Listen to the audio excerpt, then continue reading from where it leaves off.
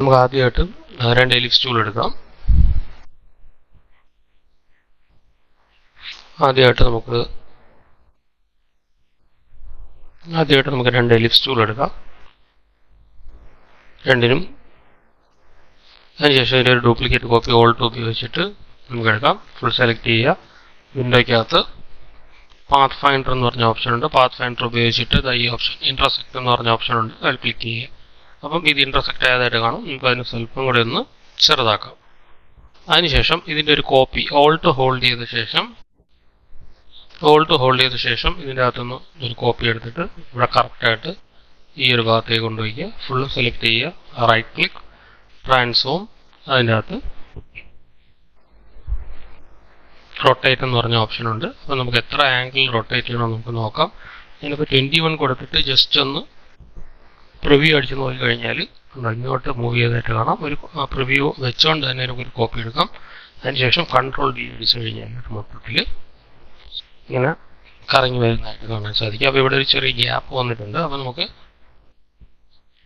രണ്ടിനെ സെലക്ട് ചെയ്യുക. Right click, transform, അതിൻ്റെ അകത്ത് റൊട്ടേറ്റ്. നമുക്കതിൻ്റെ വാല്യൂ എന്ന് പറയുന്നത് നമുക്കൊരു 18 കൊടുക്കാം. 18 കൊടുത്തിട്ട് ജസ്റ്റ് ഒന്ന് പ്രിവ്യൂ ചെയ്യാം. 18 ഇനഫ് ആണ്. ക്ലിക്ക് ചെയ്യുക, കോപ്പി.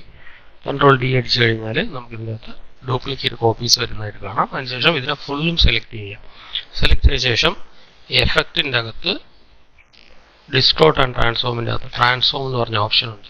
അപ്പോൾ ഇതിൻ്റെ അകത്ത് നമുക്ക് ഇതിൻ്റെ വാല്യൂസ് സ്വല്പം ഒന്ന് അഡ്ജസ്റ്റ് ചെയ്യാം. ഇവിടെയും നമ്മൾ എന്ത് ചെയ്യുക, പ്രിവ്യൂ എപ്പോഴും ഓണാക്കി ഇടുക. അതിനുശേഷം ഇതിൻ്റെ വാല്യൂ ഞാനൊരു 90, ഇതിൻ്റെ വാല്യൂ ഞാൻ 90 കൊടുത്തു. അതിനുശേഷം ആംഗിൾ 12 കൊടുത്തു. നമ്പർ ഓഫ് കോപ്പീസ് 25 കൊടുത്തു. അതിനുശേഷം ഓക്കെ എടുത്തു കഴിഞ്ഞാൽ